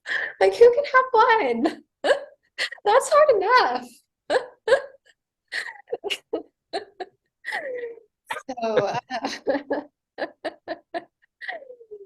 yeah, I mean, it's more common, I think, here in the reality of Bali that people also like, and also I think the reality of Tantra that people like to explore different relationship dynamics, and they say that that brings them a lot of personal growth. I also see a lot of people who come out and be like, yeah, I was lying to myself. It actually was a shitstorm of emotions and awful, and I never want to do that again. And I was like, yeah, it sounds like a lot of suffering. So I think it's different for every relationship too. If people are in different stages with it, it can be in such different stages where it might be useful. It can be in different stages where it might be just a lot of emotions to ride all of the time. It's always like different. For me, Mm, yeah, I'm still getting the ticket to play. So I don't have a partner. So I'm not there yet. thank you. Can you say something about devotion and its role in your life? Yeah. Yeah, I feel like I have this essence of me that like loves to be devoted to things, actually, uh that loves the focus and like and maybe that's also because so many other elements of my life are always changing that it feels really good to have a direction and a focus and like a path to follow. I think that feels really essential to me. And it also feels, I think it's also maybe a personality trait as well that I have, is to already be quite focused on something. But I have been exploring, I think, in my own practice, that as I've been describing devotion in my a point of focus somewhere, I think that's a very masculine um, perspective on devotion. And that I think there's also to be devoted to something, there's also so much of an allowance that has to happen. There's so much of a surrender and okay, I'm going to accept these things and go through with these things and show up with my love all of the time when it's not there. And I think that has been a shift of perspective for me in devotion. And I think that, yeah, it's evolving. It's evolving for me. So let's say you met a really handsome guy who's into spirituality or energy work, and he's really devoted to you. How would you how Okay. would you handle that? You ever had somebody who was really devoted to you?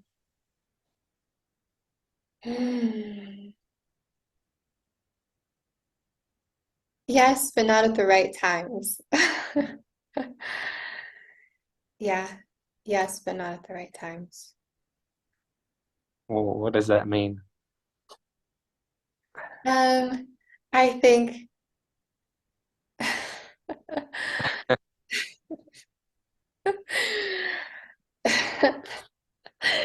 what's coming through in my head is that I just was going at this times when I've experienced it of, people really being so full in like I'm ready for this, I'm ready for you. It's also been times where I feel very unavailable, whether that's I was processing another thing or if it just was already the cards where I wasn't going to be unavailable. And in my head, I'm giggling because it's like still that dynamic of one's unavailable, one's devoted, like, right? Like there's still that push and pull that was happening at those times when I was experiencing that.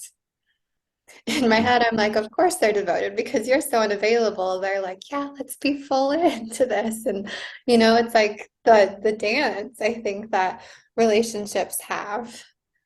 It might not be Mm. relationships, it's maybe attraction has. Mm. So feminine and masculine energy. After having an activated Kundalini, how has your awareness of the masculine and feminine energy changed or adapted or expanded? Or how has that experience been for you? Hmm.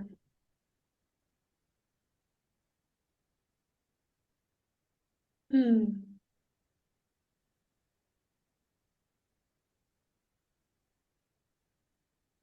No, let me still think for a second on that one.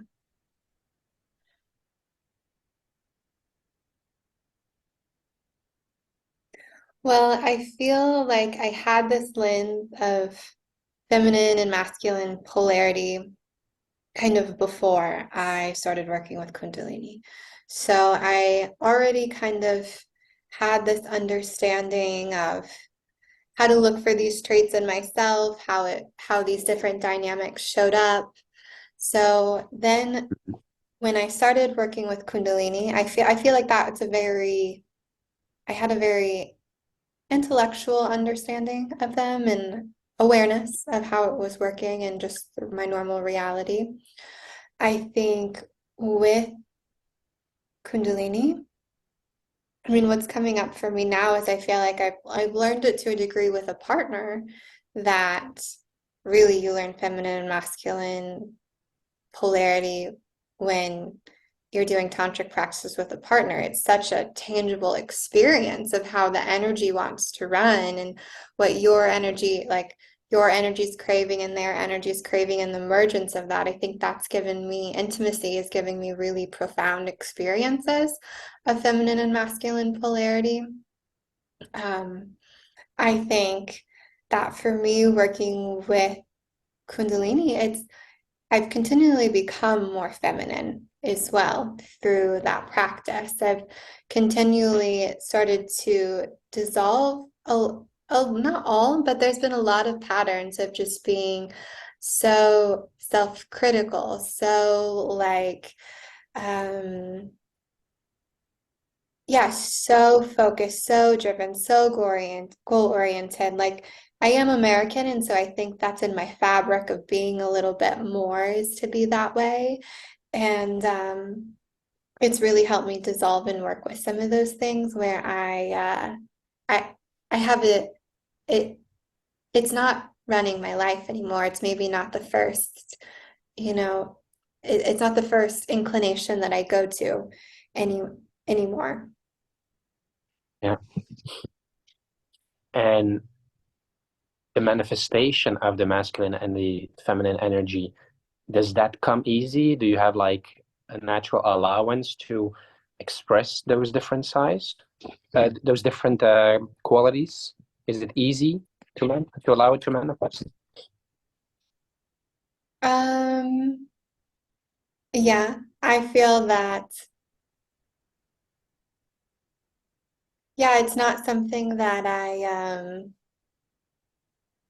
have a scan on, so to say. Like I'm just naturally allowing what it is that wants to express from me to express and not necessarily categorizing it or Mm, like, oh, can I let this part of myself be there? I mean, there's definitely layers within my own personal development where, it's like, can I live more from my heart? Can I be more in my heart? Can I be connected with that and let that be the guider? And then you could also have like, well, logistically, this is what's going to work. And like, this makes more sense now. And like, there are those different dynamics, but for me, the way of navigating doesn't feel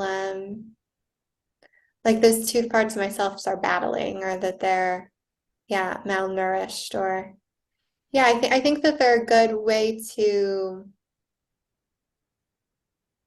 understand, it's a good perspective to look at yourself to like understand, maybe have a different, uh, yeah, understanding a layer of what's happening, but I don't necessarily think that it's something that needs to be on all the time. do you have that awareness that if you're living at this level of vibration or consciousness um, or energy or manifestation, that there is, like looking back on it, reflecting that there is even deeper that you can go, or that you could have lived at? Will you ask me again? So now at the level I'm at, is there even deeper I can go in which way? So I have this thing. Let's say, for instance, I had like an argument with my partner, right? And in that moment, it was very justified. It was very like there was a reason, and there was a certain dynamics that unfolded. But then looking back from it, I can be like in an open space or in a higher vibration, and all of a sudden I see I didn't act from a deeper level or a higher level. It was very like low vibration. Uh, I don't know if I'm explaining it correctly. Do you understand a bit what I mean? Yeah, yeah. So I feel that it's like sometimes you have this reactionary response to something, like in the moment you responded some way, and then after you've had distance from the situation, then you're like, wow, actually, I see where I was at when that behavior was coming through. More of that's yeah. And I feel that there's always more to it too, right? Because it's like maybe I can see it. I mean, you can write a text message. If you write maybe it's like a heated text message to someone, but it's something you had to say, and then you could also read it maybe even a month later, and you actually can maybe see what you were processing and where you were speaking from. And you couldn't see it at the time because it was too hot. You were too in it. But with time and being out of it, then you're like, okay, yeah, I see what I was doing there. Yeah, I Mm. definitely have that. And then I also, I mean, even with some things that I write, I feel like sometimes I write it as I say it in my head, and then I'm like, okay, I got to delete a few of these sentences because this is like my ego speaking, or this is like a part of my personality that's not feeling nourished, that really wants to be seen, that's like trying to make its stance, and like have to like, okay, nope, let's clear that, and just get it Mm. into what it is. What kind of people do you seem to meet most often?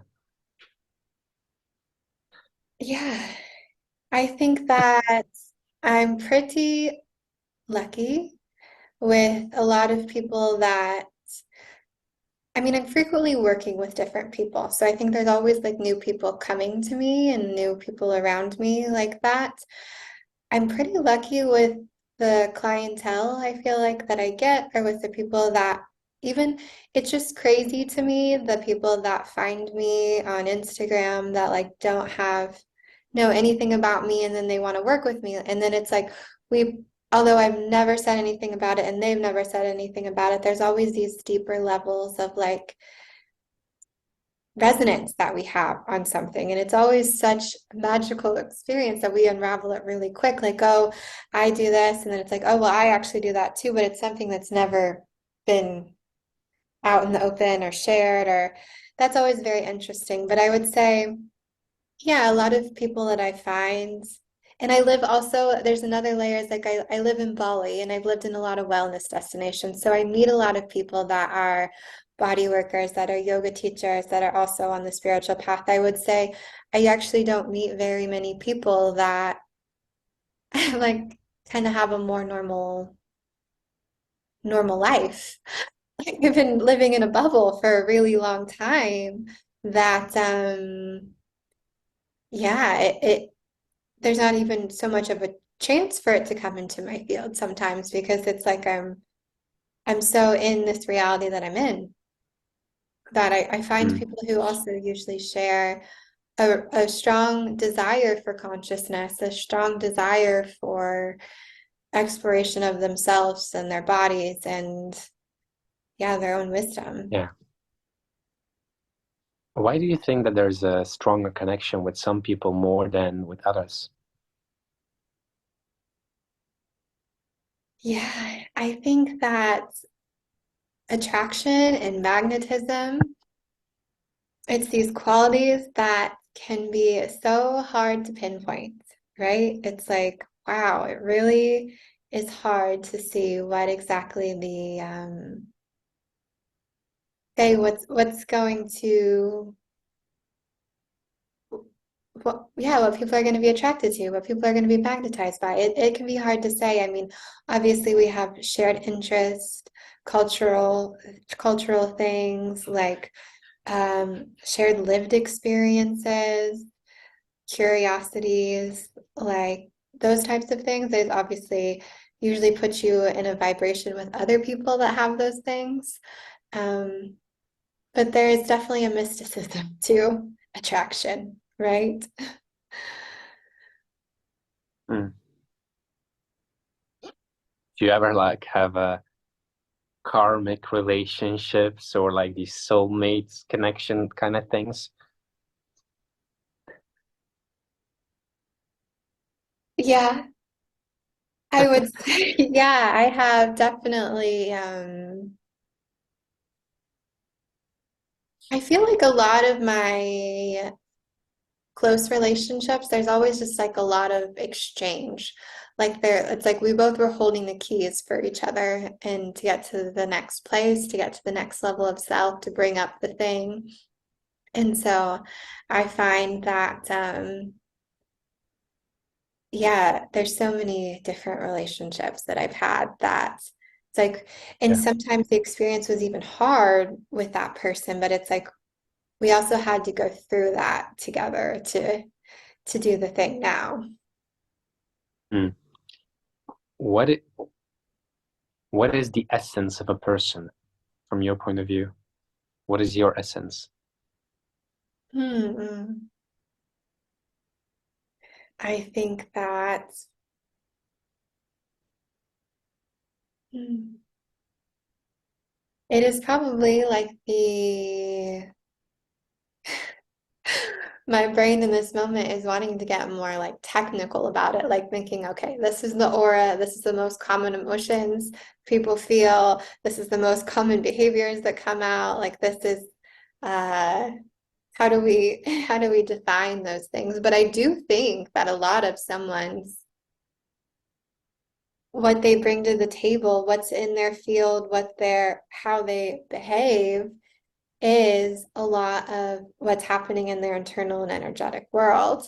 I also think that there's some drops of personality of things that it's it's always there. There's parts of the personality that are always there that are also a big part of the essence. But I can think of, when I'm thinking of myself, like the essence that I probably show up in now isn't the essence I was 10 years ago. But there's these common threads that are for sure, always going to be there, that are always parts of who I am. But I think a lot of it is what is your most common lived internal experiences. That also has a big reflection of what your essence is. Mm. So how important is your own process as a facilitator? And how does that translate to facilitating others people's processes? Yeah, I feel like part of my journey with this has been quite slow because I've been so in my own process with it, right? Like, Mhm. I feel it's taken me a really long time to get where I am. And I also feel that my business could be so much more successful if I wasn't in process all of the time. Right? It's my experience and my process is the most important. It's what holds it together, and my continual development exploration is what's most important to me.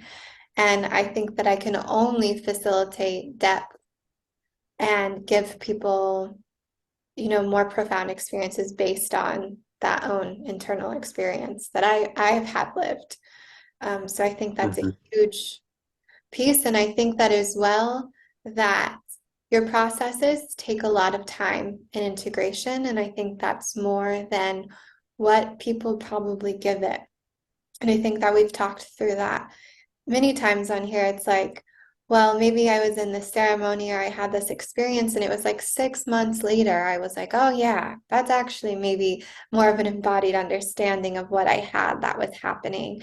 And I find that a lot with my processes, like there's a big lag in time that it takes to get somewhere. And it's interesting from Kundalini yoga, this is one saying they always would say, is that there's 6 layers to a teaching.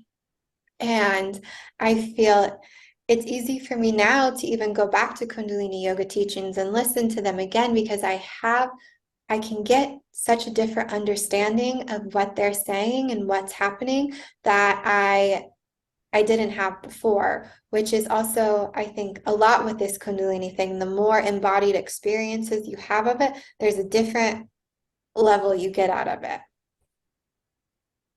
Mhm. Did you have an experience where you maybe worked with somebody and then time has passed and you had your own processes or moments of integration, and then all of a sudden you're working again with a person and you have so much more confidence or ability to go deeper or further or pinpoint it so more intuitively, and you realize like, whoa, it's like your ability to dive deeper with people in their process expands. Yeah. I'm going to turn the light on real quick in here. So let me turn that on and then I will. Okay, there we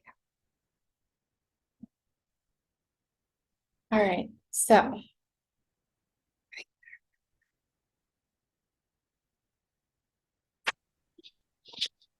All right, we're back. Do you want to? Okay, I thought my Wi-Fi was lagging.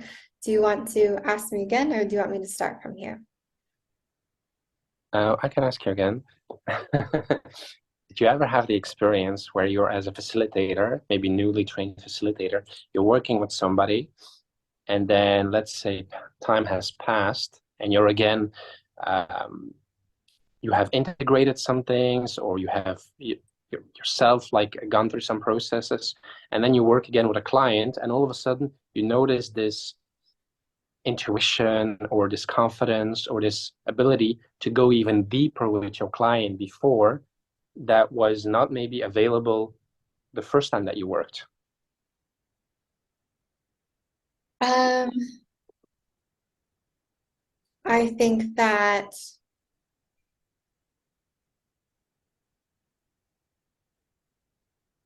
yeah, there's always different levels of understanding of what you can have, what you're seeing, and how the person's responding. And that I think as well, there's levels of trust multiple times that you work with people, that when they trust you more, they open more and they allow you to go deeper with them on that journey. I can't think of, I think trust is such a big aspect of it. Like, I think there's obviously this integration phase and understanding that you can have from a new experience. But I think also it's about that person letting you in too. And then it's like, okay, now that we both feel comfortable, can we go to the next level of this? Yeah. What do you offer people right now? Yeah, so my offering is I've been doing private sessions of helping to clear different blockages in the body and open up Kundalini more. And then I give practices as well to start working with your body and to start really teaching people how to manage the energy, how to look for the energy. And then I've been leading more group work as well. And I think next on deck for me is to create more of like a bigger mentorship program and a bigger like masterclass program where we're teaching on different aspects of Kundalini, so that there's so many different elements you can learn with it. And I think that starting to expose people to that a little bit more is really helpful to continue the exploration. And what can people expect to get from you, from your processes?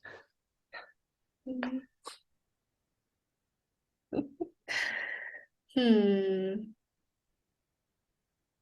Well, it's hard because it's always different, right? It's always different, and person's body is different. What's present in the field is different. How much we trust each other is different. Every client is different.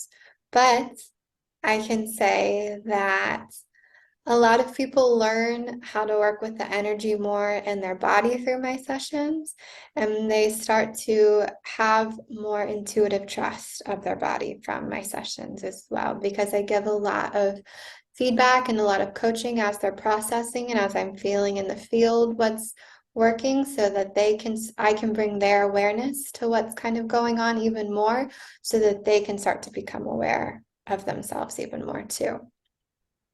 Hmm. So, in people, their journey, what role could you play? Hmm. It's a good question. Yeah, I feel that I want to add, I want to expand people's, not just expand the energy, yes, expand the energy, but expand the education of how to work with the energy. And it also, I would love to inspire people to keep following the path. I think that's something that people go and they have a few experiences and it's wow and it's great, but it's like, how how can we keep using this energy as a path of devotion? I find very few people that are really devoted to it. I find people that, okay, they've done a bunch of experiences and now they're a facilitator, and then it's like now they have this cool power and they do the thing. But I find very few people that it's like the journey continues, like it is actually a path to work with this energy. And I would love to have more people on that path that's like, yeah, this is it. Like, let's do it, because there's a difference. You can go different places with it. There's a different excitement they bring to the table. It's not so much, yeah, just like having an experience here and there. Hmm. So you're not a energetic chiropractor. No, I wouldn't say so. I know there's so many different parts of the field I feel like to play in Kundalini. You know, so many people are on so many, bring so much to the table, but no, I wouldn't say I'm an energetic chiropractor. What, if it happened today, would make you infinitely happy? Ooh.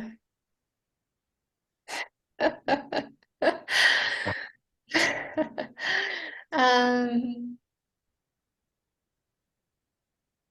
oh, well, the first thing that came to my mind was like, I would love to have like just have my community grow so much, like have a huge community grow that it felt more, I felt more supported and like creating more, that there was like more money to pull from to create more, that there was more ease to create more, like having the next up level of like, oh, I want to do this on a bigger scale and I would love the support to continue to do that.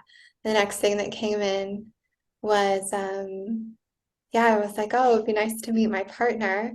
Then I'm like, is it? Like, I think that's all like, oh yeah, it could be nice. It could be nice. I would love to have a more romantic relationship that felt right as well. And I also would love to have more money.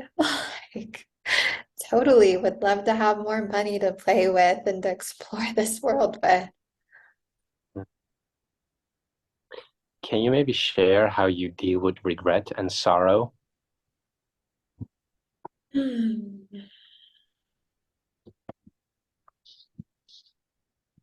I feel I'm becoming softer on myself and dealing with those feelings because I feel that there's more divinity in a lot of things. There's more,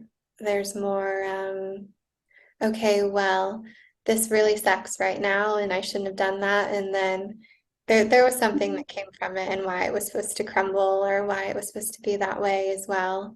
I can see that now more and more and have that lived experience, but it can be hard. I can be even fussy in like micro things of like, oh, should have said that different, or I could have posted that different, or like I could have had this, or I should have gone and showed up here. But um, yeah, I think it's just leaning back on, okay, things are unfolding the way that they're unfolding, and how can I lean back and just accept I'm human too, accept that it's all in its own dance. Mm. If you could change one thing about the world, what would it be?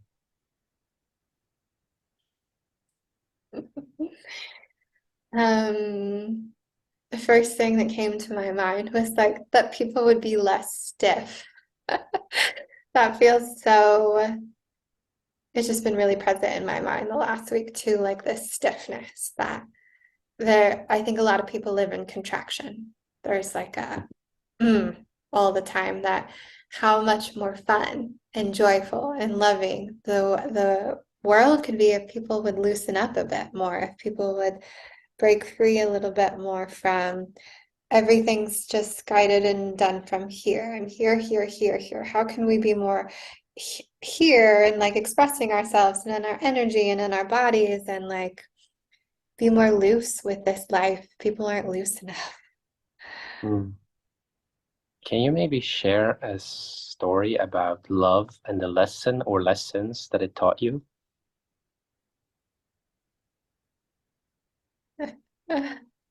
Um,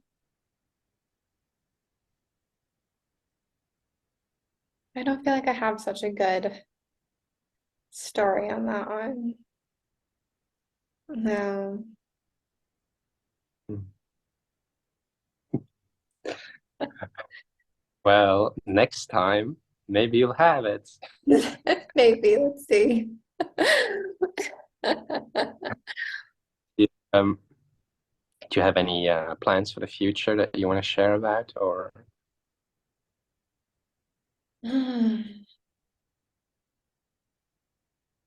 Not such big plans right now. Plannings, yeah. Nothing huge that's coming new on my horizon at the moment. Okay. Well, this is the end. Okay. So thank you, your time, your energy, your presence. Maybe one last question. What is the secret to your radiance? Because you look so radiant. So Kundalini. That's the name of my program, Returning to Radiance. It's the radiance, but I think that how I got this way, this hasn't been my normal state. It's from the depth of dealing with the emotional layers in Mm. my body. It is the freedom and the liberation that has come from unblocking my body and unblocking my system that I have been able, that I naturally feel so much more free. I feel so much more in myself, and that I can run a lot of energy as well. And that Shakti, it makes a difference. And it makes a huge difference in your face and your body and in your whole behaviors. And I think that's also a lot of what people see in me is that the divinity that's running. And it's interesting as well, like when I was back in the United States, a place where, okay, I'm in more normal, like normal lands. I'm not in Bali, I'm not in these spiritual places. You know, people everywhere I went, people would come up to me and compliment me or like say something and blah, blah, blah. They'd be like, oh my God. And it was a lot of more physical beauty. And I'm like, I don't think that it's the physical beauty that they're picking up on. It's the energy that they're picking up on, that they're like, whoa, I feel something, I see something. And it, they subconsciously, they can't really, they notice that, but they can't consciously, dictate what is this I'm seeing in that person. But it's through my practice. It's through that it's gotten this way. Because it's not always been like that for sure. I mean, if I look at pictures of myself from 4 or 5 years ago, I'm much more stiff. I'm much more like in it than I am now. Thanks for sharing. Mhm. Thank you. Yes, thank you. Yeah, it was beautiful to share that with you.